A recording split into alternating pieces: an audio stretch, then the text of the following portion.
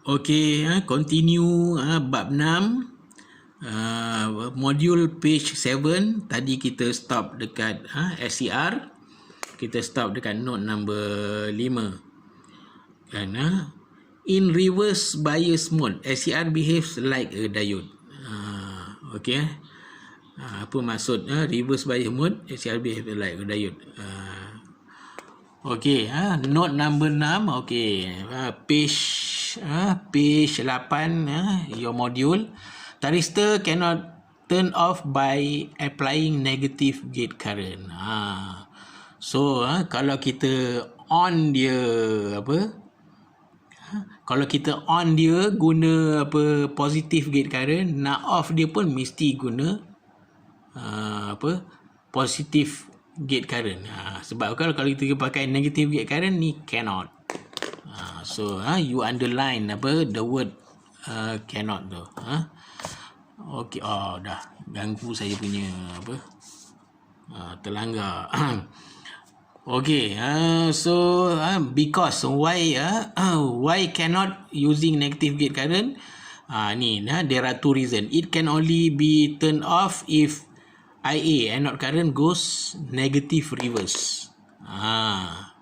Bila anode current ni pergi reverse, baru boleh. Kenapa dia tak boleh? Sebab kan tadi silap cakap kenapa dia tak boleh? Sebab kan bila negative gate current dia akan menyebabkan it can only be turned off if anode current goes negative reverse. Anode current tu dia kena reverse kan, baru boleh. Kalau tidak kena positive current. This happen why? Kan, this happen when negative portion of the sine wave occurs, natural commutation. Ini kan, ini kalau kita nak lihat dia reverse ini kita kena tengok sine wave dia. Sine wave dia macam mana kita nak reverse. Ini kena buat eksperimen dalam lab. Ini hanya boleh dibuat masa ambil subjek power electronic at degree level. Masa diploma ni kita ajar you introduction je. Okay, another method to turn off is known as force commutation. Another method of turning off this component iaitu SCR, known force commutation, meaning that the anode current is diverted to another circuitry. Okey, macam mana rupa schematic symbol for SCR yang itu. Okey, ini kena hitamkan ya. Saya lupa. Kan, kalau tak hitam dia tak bukan simbol SCR. Ni. Dia look like diode tapi ada satu extra terminal iaitu gate terminal. Kan, anode cathode. Yang masuk ke anode current, current yang kita masuk ke gate adalah gate current. Kan, ni nak terangkan cara yang ini tadi. It can only turn off if IA goes negative reverse. Itu kena buat praktikal baru senang faham. Jadi you ambil dia punya statement cukup lah macam tu. Ini okey, kita pergi pada UJT. SCR ni adalah komponen yang ketujuh tadi. SCR adalah komponen yang ketujuh. Sekarang kita nak masuk komponen yang ke-8, kan, UJT. UJT.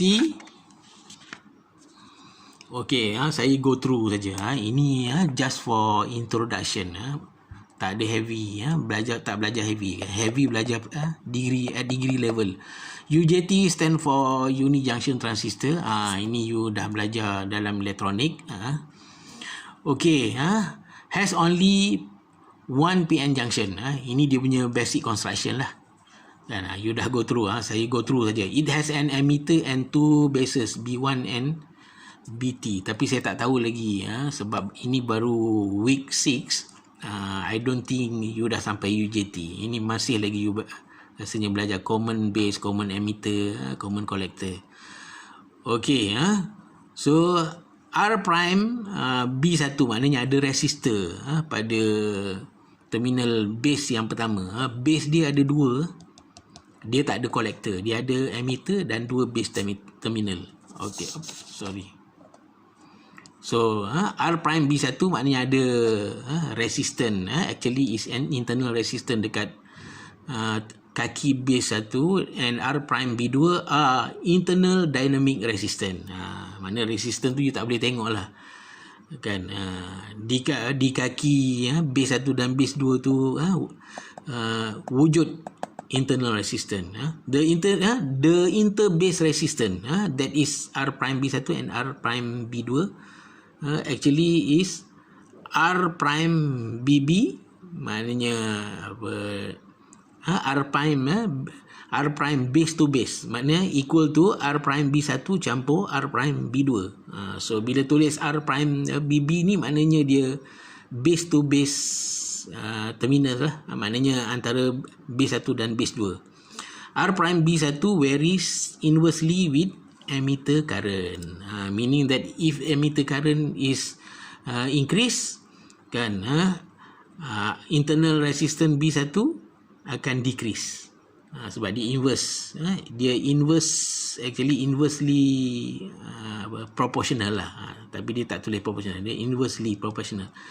Okey, R prime B1 can range from several thousand ohms to 10 of ohms depending of IE. Okey, dia punya, although it is internal resistance, tapi dia punya value of resistance dia in between 10 ohm to several thousand. Maknanya kalau R prime B1 dia rendah, maknanya IE dia tinggi.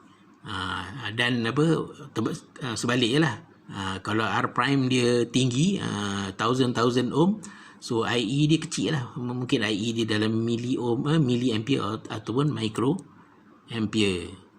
Ini kita dah go through itu, kita skip komponen. Okey, what is the schematic symbol UJT looks like? Okey, ini dia. You lukis ni complete saya tayang ni. Ini schematic symbol dia. Dia ada tulis ni, simbol equivalent circuit and VI characteristic punya graph kan. Ini schematic symbol dia kan. Buat dia tak macam dia tak macam kan, kan dia tak macam transistor. Ini you kena lukis straight, jangan ada tangent, straight. Ini ada bar. Yang ini you kena lukis macam tangent, lepas tu tarik sikit emitter, lepas tu bulatkan dia kan. Yang atas adalah base 2 terminal, yang bawah terminal base 1. Ini terminal emitter. Dia tak macam transistor. Terminal atas kalau transistor collector, bawah emitter. Ini tak, terminal atas dan bawah dia base.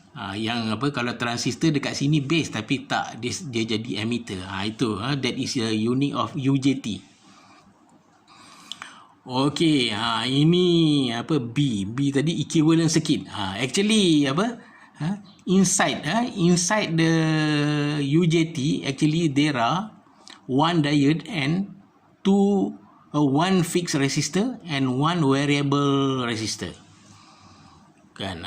Actually resistor ni adalah internal resistor. Kalau you tengok betul-betul komponen UJT, you tak akan nampak resistor. Maknanya dalam komponen tu dia wujud internal resistance. Dekat terminal B1 kan, dekat terminal B1 R prime B1 lah. Dekat terminal ini terminal B2. Yang atas B2, don't confuse. Atas B2, yang bawah dia B1. Yang internal resistance dekat terminal B1 ataupun base 1 dia punya value dia boleh varies. Itu yang control apa dia punya emitter current. Kalau R prime B1 dia tinggi, IE dia rendah atau sebaliknya. Maknanya ini komponen UJT ni kita guna sebagai switch. Ini komponen dia, dia umpama macam switch lah ni. So yang dia punya graph karakteristik dia saya tak perlu explain lah. Ini dalam UJT sebenarnya, dalam subjek elektronik dah cover. Jadi saya nak ringkas saja.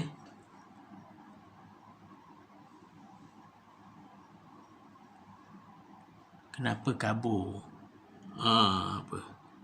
Sebab saya main-mainkan dia punya brightness. Dah. Kan cuba.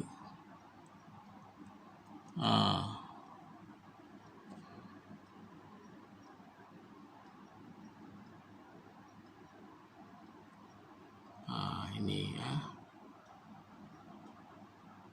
you nanti video you boleh stop play you boleh. Yang penting simbol ni. Graf ni in subjek elektronik will explain in detail. Okey, 11 nak masuk 12 minit. Okey, ini video yang tadi saya cakap video yang ke-17 ya. Okey, kita stop finish introduction to 8 component apply in motor drive speed control, guna dia untuk control sebagai switch automatic switch untuk control speed motor drive speed control. Okey, kita stop nak masuk 12 minit.